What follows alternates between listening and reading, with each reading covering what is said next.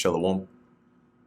First and foremost, I want to give all praises, honor, and glory to Yahweh, Bahasham, Yahweh Shai, Bahasham, Rakha Kodesh. Double honors to the elders and the apostles of Great Millstone, and peace and blessings to the elect. And today we're going to go into Ezekiel, the 34th chapter, which is mainly dealing with the Lord commanding Ezekiel to prophesy against the, as you see in the headline, or the headline, you can just call it that, shepherds of Israel. All right, and in this chapter, it likens the so-called leaders, okay, or at least the ones that were supposed to be the heads watching over the flock. And the flock is a metaphorical representation of the children of Israel, okay, and it basically, the Lord pronounces judgment against them for their for them not being true shepherds and instead taking advantage of the sheep. Okay, so we're going to go into that, which this was something that was happening both back then throughout our history, all the way even up until now. Same thing over again. Now, this is the book of Ezekiel chapter 34, verse 1. And the word of the Lord Yahweh came unto me, saying, Son of man, prophesy against the shepherds of Israel. Prophesy and say unto them, Thus saith the Lord Yahweh unto the shepherds, Woe be to the shepherds of Israel that do feed themselves. Should not the shepherds feed the flocks? And so, like I mentioned before, the shepherds here would be likened onto the leaders, right? So you have, as a matter of fact, let's get a quick precept in the book of Jeremiah. I think it's the 23rd chapter. There we go. Okay, this is good, but I think there's might be somewhere down here.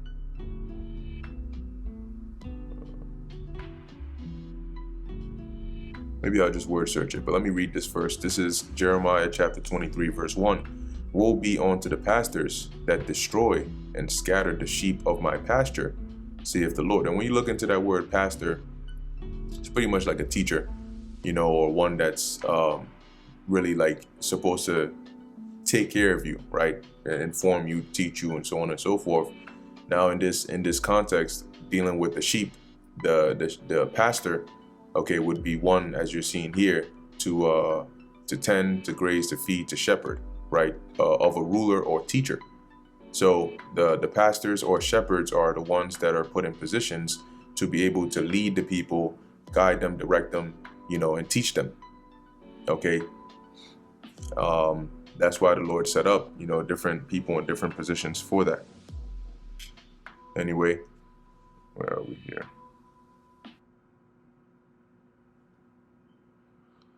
Slack it 1 second. Okay. Anyway, as it says here, that scattered the sheep of my pasture, saith the Lord. Therefore, thus saith the Lord Yahweh of God, a power of Israel, against the pastors that feed my people. Ye have scattered my flock, and driven them away, and have not visited them. Behold, I will visit upon you the evil of your doings, saith the Lord. So, what it means by that is, in a actual sense of a shepherd and a sheep, a shepherd is one that's supposed to watch the flock. You take them out of the sheepfold or the pen. You take them to go and graze, on the mountaintops where there's like good pasture, and they eat and so on. And you watch them. You make sure that nothing comes to harm them and that they're all in the flock, okay, and they're not straying away. But here, but a shepherd that's scattering the sheep, where one is running this way, one is running that way, he's not doing his job. The equivalent of that today is when you feed the sheep, that's likened onto like the teachers here, okay, that are supposed to be teaching and guiding the, Israel to follow the right path, right? To, stay in the right path, to stay away from the things that the Lord said don't do, okay, and to stay on the right course. So one example is when you read in the book of Kings, you'll see that you had different kings that came up to rule. And for the majority of them that came up, they were an example of people scattering the sheep, right? Because they were causing Israel to go in the way of idolatry, in the way of wickedness. Everybody was going each way that they thought was right, doing whatever they thought was right in their sight. Okay, and they all left from the truth, okay, the right way. Anyway, back in Ezekiel 34:2, what the Lord is saying here is telling Ezekiel to prophesy against them, right? Woe be unto the shepherds. Woe meaning, like destruction, evil times. Be to the shepherds of Israel that do feed themselves. Should not the shepherds feed the flocks, right? So when you have a shepherd, his job is to take the flock out to go and actually feed them. But it's saying here that they feed themselves. And it's going to explain to you how in this analogy, right? Ye eat the fat, and ye clothe you with the wool. Ye kill them that are fed, but ye feed not the flock. So this is like in the literal sense, they would find like a nice fat, sheep, and then they would kill it, eat it, use the wool to make, clothes and whatnot. As it says, ye kill them that are fed. That would be the fat looking ones, like the good looking cattle or the good looking sheep. It says, but ye feed not the flock. So basically you're taking advantage of them, to satisfy yourself, and you're disregarding their needs. And that's like today you have certain congregations where their leaders take advantage of them. The leaders don't give them the truth. They don't give them the proper understanding to where the followers can actually better themselves and follow the ways of the Lord, that it may be beneficial to them. Just like when you eat, the food is, if you eat the proper food, that is, it is going to be beneficial to your health and your overall well-being. Okay, but these people are basically starving out their followers by feeding them lies and just feel good. It's like you feeding your child candy and chocolate and milkshakes every day. Is that actually good for them? No. It may taste good, but is that actually good for them? No. And eventually they're going to develop health problems, and then they're going to be in a bad situation. So that's what they're doing today. And they take advantage of them. Majority is through money. A lot of these different groups, they whether Israelites, whether they know they're Israelites or whether they're like so-called pastors or whatever it is, a lot of them take advantage of their congregation. Okay? Instead of doing the actual job of a shepherd. And they were doing the same thing back then. The diseased have ye not strengthened, neither have ye healed that which was sick, neither have ye bound up that which was broken, neither have ye brought again that which was driven away, neither have ye sought that which was lost, but with force and with cruelty have ye ruled them. So imagine a shepherd who knows that amongst his flock you have some sheep that are not feeling well, that are diseased, right, that are sick, but doesn't do anything about it, right? He sees some that are like, maybe they may have broken bones or just injured, in a bad state, does not do anything about it. He sees some of the sheep straying away from the flock, going about missing, doesn't do anything about it, doesn't care. Okay, like it says, have not sought that which was lost. And this is a metaphorical representation of the condition or the state of the Israelites, and the state which their leaders were supposed to fix by bringing them to the Lord, by leading them in the correct path, ultimately by giving them this truth. Okay, because that is what's going to heal that sickness and bind up that which was broken. Because this is representing Jake, okay, Israel. Both back then and today, them being in a destroyed state, having a lack of proper direction. Okay, but those that were over them, that Israel would look to lead them in the proper way, have not done it. And as it says, but with force and with cruelty have you ruled them. And ultimately by teaching them false things, misleading them, and taking advantage of them. If you look at some of these congregations, you'll notice that mainly a lot of the times you'll see like their so-called leaders are like, I'll take like a modern day church, for example. Sometimes you look at the people in there, they may be having hard lives or, facing rough situations, but they come up in the church and they try to make themselves look decent. But when you look at the pastor, Pastor comes in there, he may have a nice Rolex on, he may drive this very nice car. Some pastors even have their own private jets. But is the state of their congregation, is everybody in there good? No, there's people that come in there with problems and leave with those same problems because they're not being directed in the right way. Verse 5, and they were scattered because there is no shepherd, and they became meat to all the beasts of the field when they were scattered. Okay, and ultimately those beasts of the field were like the predators that we became prey to, because when the sheep are scattered, they go every which way because they don't have a shepherd to gather them, right, and lead them in the right path. And that's like Israel today, today and back then, not having a righteous, ruler. It led everybody to go after their own way, doing that which they thought was right in their own sight. And ultimately it led them into idolatry, worshiping the gods of these different idols and falling prey to that. My sheep wandered through all the mountains and upon every high hill. Yea, my flock was scattered upon all the face of the earth, and none did search or seek after them. And so you had Israel wandering and delving into all sorts of different things.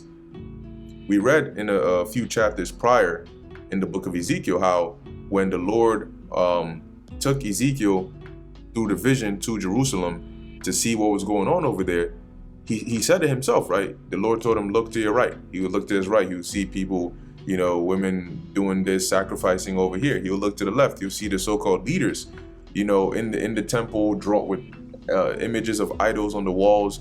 He looked over here. He'll see some of the other leaders that are bowing down and worshiping the sun god. And, everybody's just scattered all over the place, following different ways, different idols, and basically they're in a destroyed state. Looking over here, you're seeing murders and just unrighteous dealings all throughout the place. Right? Therefore, ye shepherds, hear the word of the Lord. As I live, saith the Lord Yahweh, surely because my flock became a prey, and my flock became meat to every beast of the field. Because there was no shepherd, neither did my shepherds search for my flock, but the shepherds fed themselves and fed not my flock. So instead of considering the state of the people and making sure that they were well taken care of, and that all ultimately stems from obeying the Heavenly Father. When you read Deuteronomy, the 28th chapter, the conditions, okay, that would be good or for the well-being of the people would be by them obeying the laws, statutes, and commandments of the Heavenly Father. So as a shepherd, as a ruler, as a leader, you are to direct the people into that way where they follow the ways of the Heavenly Father. And that would in turn bless them with all the blessings that were written in the book. Okay? They would be taken care of, they would be nourished, they would be fine. But when you lead them the other way, then the curses come upon them. Then they go into this destroyed state. But the thing is, a lot of these so-called shepherds are not actually shepherds. They're just really hirelings that take advantage of the flock. Therefore, verse 9, but like I said, that's why it says they fed themselves and they didn't feed the flock. You know that one of the biggest money-making schemes is religion. Okay? And that's because it's very easy, if you know how, to deceive people. And once they believe you and they get that following, they look at you as like this pseudo form of power. It's very easy to get them to do whatever it is you want them to do, no matter how ridiculous it is. So majority of people today don't become, put themselves as leaders, okay, because they actually care about the state of the people. They do it because it's going to benefit them. Whether it's for fame or pride or whatever it is that satisfies themselves, okay, not for the well-being of the people, not for the well-being of the flock. Therefore, O ye shepherds, hear the word of the Lord. Thus saith the Lord Yahweh, behold, I am against the shepherds, and I will require my flock at their hand. So once again, it's likened on to, imagine you are a rich man. You're a rich man. That means you have a lot of cattle, you have a lot of sheep, you have a lot of all these different things, like Abraham, right? Abraham himself was not going to be taking all these thousands of sheep that he had to graze every morning or whenever it is they have to go and eat, and then come back and then go and make sure that this is happening. No, he had servants for a reason, right? So if you're a rich man, you're not obviously going to do these things yourself. You would hire somebody, that would do this job, a shepherd. So imagine you find this shepherd and he is supposed to be doing his job, feeding the sheep, taking care of them, and so on and so forth, accounting for them. And you come back and find out some of them are sick, some of them are dead, some of them are missing. This guy got a nice new coat that's made of nice sheepskin, and they're just in a bad state. What do you think is going to happen to that shepherd?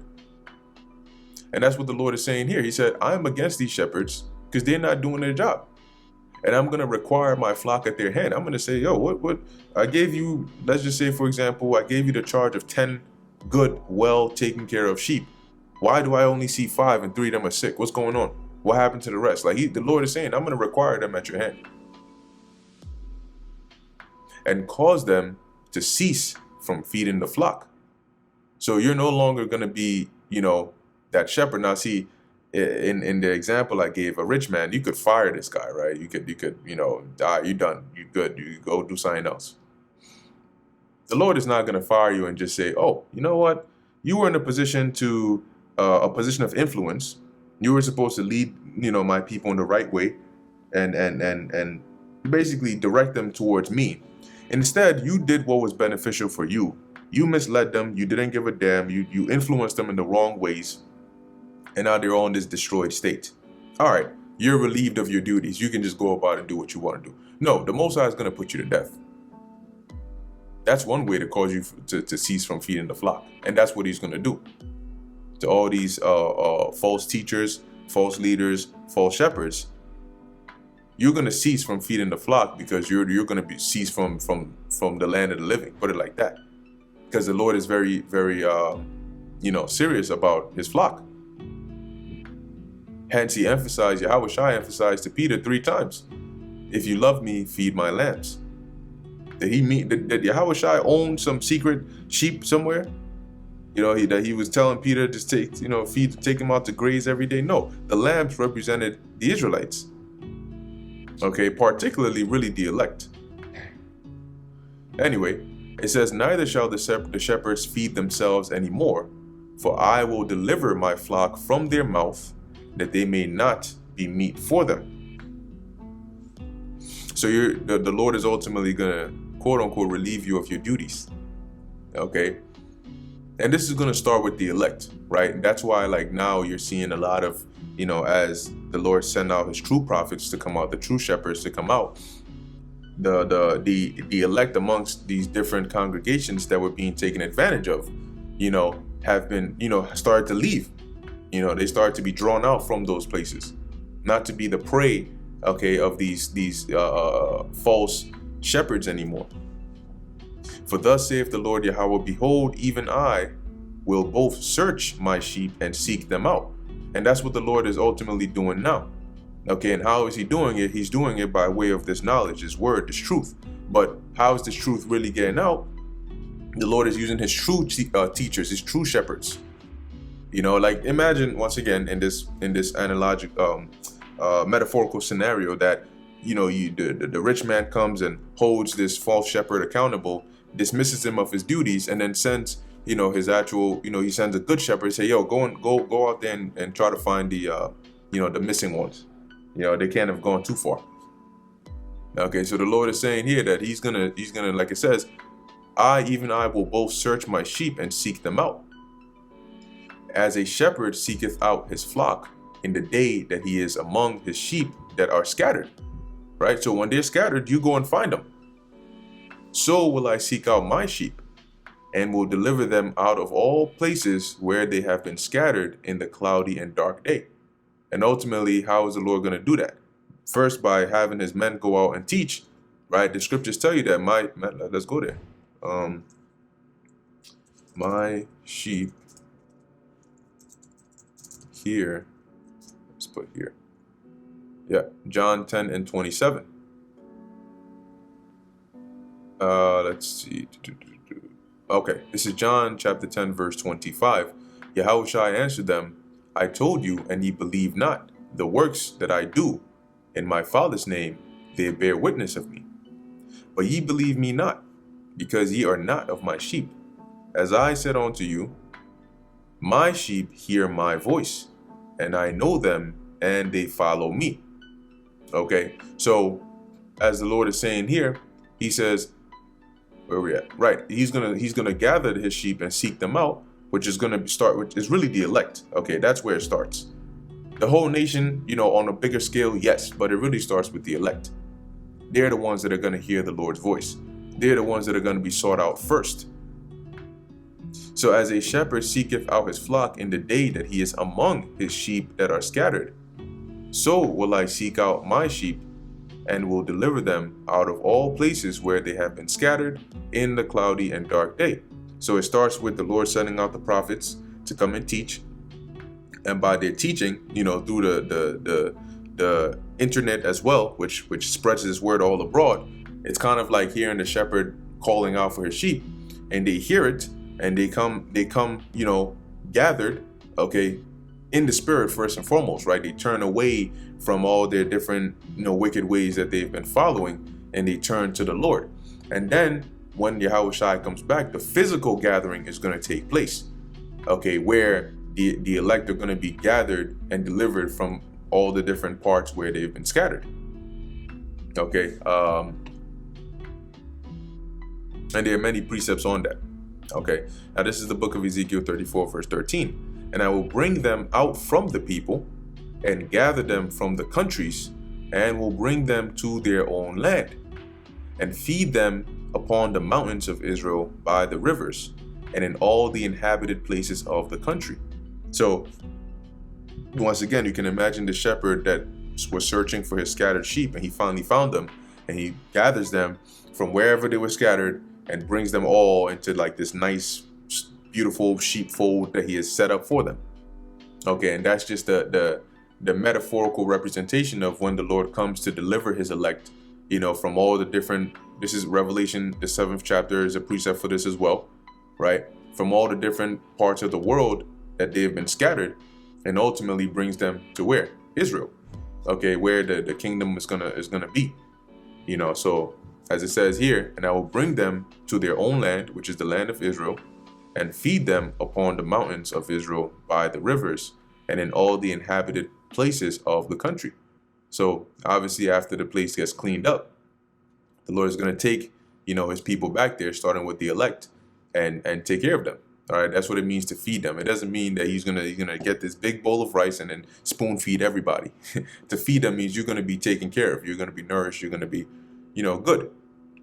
Verse 14, and I will feed them in a good pasture, and upon the high mountains of Israel shall their fold be. And the fold is like your habitation, right? If you look up a sheepfold, it's that place you keep the sheep. Yeah, see that? There's an example. So this is like their home, right? This is where they would be. The shepherd would open it, and then they would come out. He would take them to graze, and then after that, he would bring them back to the fold, right? To this right here. So the equivalent of that would be, in the sense of people, the fold would be your habitation, where you're going to dwell, right? So the Lord is saying here that he's going to, then upon the high mountains of Israel shall be their fold, because that's really our land. But because we were scattered, we haven't been there. But when the Lord comes back and gathers his elect, he's going to take us back there. And there shall they lie in a good fold, okay, and in a fat pasture. The pasture is where the sheep go to feed, and eat. In a fat pasture shall they feed upon the mountains of Israel. And this is just to emphasize the sort of like the good living, right? The blessings that are going to come upon Israel once we're delivered and taken back to our own land.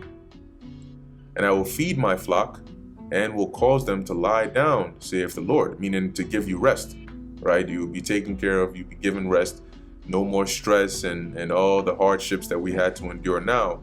That's all going to be done away with. I will seek that which was lost. And that's why when you read throughout the scriptures, Israel is referred to as the lost sheep of the house of Israel, because we were scattered. So the Lord says, I will seek that which was lost and bring again that which was driven away, and will bind up that which was broken, and will strengthen that which was sick. But I will destroy the fat and the strong. I will feed them with judgment. So basically, now it basically switches gear a little, right? In the beginning, it was describing these false teachers and false leaders who were basically just taking care of themselves at the expense of the sheep as false shepherds, right? Now it likens them onto the better looking, fat and well-fed sheep versus the more, sick and not so, let's just say, malnourished sheep. So obviously the better looking ones have been getting the best of everything, while the malnourished ones have not, right? So as we're going to keep on reading, you'll start to see that analogical shift right there. But as it says here, the Lord is saying that once he delivers us, right, he's going to seek the broken, the lost, the sick. That represents Israel, starting with the elect. Let me put it like that. That represents them. And the Lord is going to do that by delivering us, giving us those new bodies, and ultimately giving us that rest.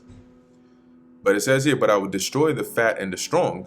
I will feed them with judgment. Why? Because they were the ones that, in this time, while the rest were suffering at their expense, they were good. They were eating, right? They were enjoying themselves. So the Lord said he's going to judge them. And as for you, O my flock, thus saith the Lord Yahweh, behold, I judge between cattle and cattle, between the rams and the he-goats. And why is the Lord saying that? Because he's basically saying, I'm going to judge one by one, and I'm going to find out which ones of you are my flock, and which ones of you are the ones that were feeding yourselves at the expense of my flock.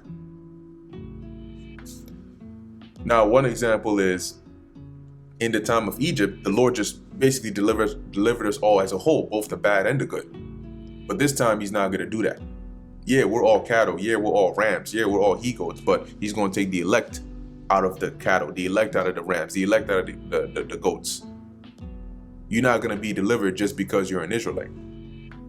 Verse 18, seemeth it a small thing unto you to have eaten up the good pasture?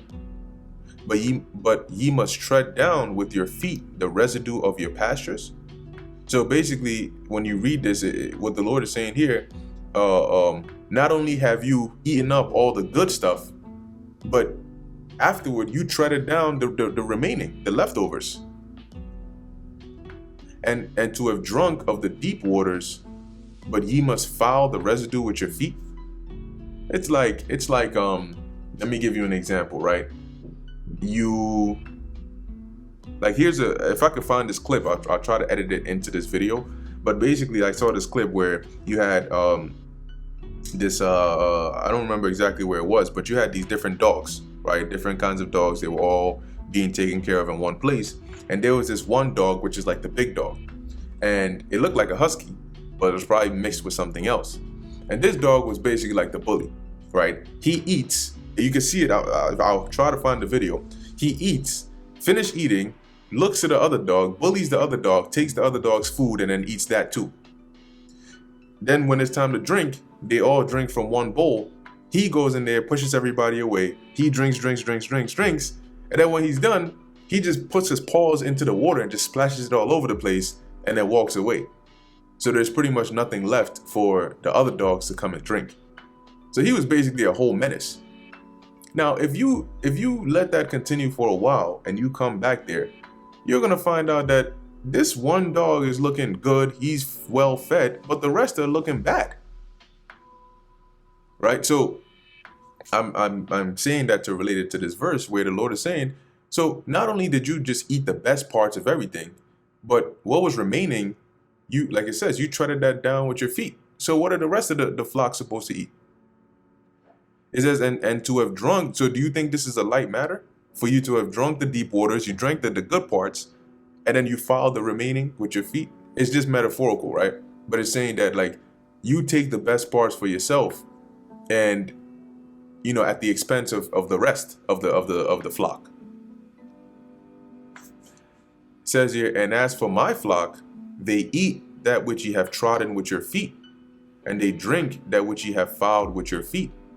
See? So the Lord is saying here, you don't give a damn. You take care of yourself. You do what's best for you at the expense of the rest. No wonder they're sick and broken, and yet you fat and good.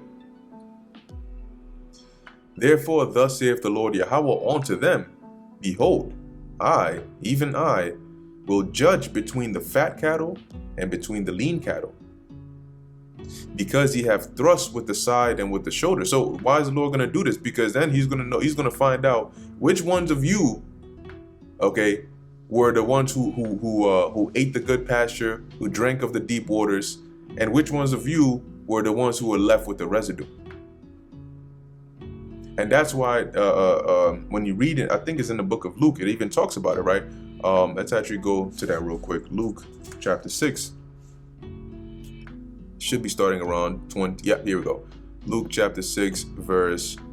I'm just going to start down here at 24.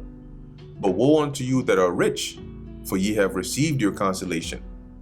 Woe unto you that are full. Matter of fact, let me actually go up a bit, I think. Here we go. Yeah. Luke 6 and 20. And he lifted up his eyes on his disciples and said, Blessed be ye poor, for yours is the kingdom of God.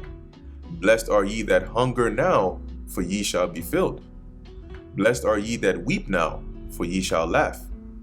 Blessed are ye when men shall hate you, and when they shall separate you from their company, and shall reproach you, and cast out your name as evil for the Son of Man's sake. Rejoice ye in that day, and leap for joy. For behold, your reward is great in heaven. For in the like manner did their fathers unto the prophets. So you see that this is sort of describing like the lean, right? The lean and the broken and the sick sheep that we just read about, as it says here, woe unto you that are rich, for ye have received your consolation. Woe unto you that are full, for ye shall hunger. Woe unto you that laugh now, for ye shall mourn and weep. Woe unto you when all men shall speak well of you, for so did their fathers to the false prophets. See, so that's why the Lord is saying, I'm going to judge, you're all Israelites, but I'm going to judge between, as it says, the fat cattle and the lean cattle. And I'm going to know which ones of you are the ones that were eating the good pasture, that were taking care of yourselves, taking advantage of the rest of the flock at their expense. Okay, and then I'm gonna judge between you and the rest, which is gonna be those that have lived lavishly and comfortably and enjoyably in this world, obviously because they weren't following the ways of Yahweh Ba'ashem Yahweh Shai, versus those that suffered, because they were following the ways of the Lord. Because ye have thrust with side and with shoulder, and pushed all the disease with your horns, till ye have scattered them abroad. So once again, imagine like if you're dealing with cattle. It doesn't have to be just sheep, but if you're dealing with cattle, imagine you have like some cows, right? And they're all maybe trying to graze in one area. And you have like these bigger cows, which are, like it says, thrust with their side and their shoulder. Anytime some of the other cows come to try and eat, they will just come there and like, hit them, use their horns to like, shove them and poke them to drive them away. Right, as it says, all the diseased with your horns. So the other cattle that are not doing so well, that are trying to come and graze, these ones will like, push them out the way, as it says, till ye have scattered them abroad. Therefore will I save my flock, and they shall no more be a prey, and I will judge between cattle and cattle. And I will set up one shepherd over them, and he shall feed them, even my servant David. He shall feed them, and he shall be their shepherd. Because ultimately David is going to be the king, under Yahweh Shai, but he's going to be the king over Israel in the kingdom, right? Now, this verse is also an indicator that also proves reincarnation, right? Because this is in the book of Ezekiel. King David is not alive. Like King David himself was dead at this time.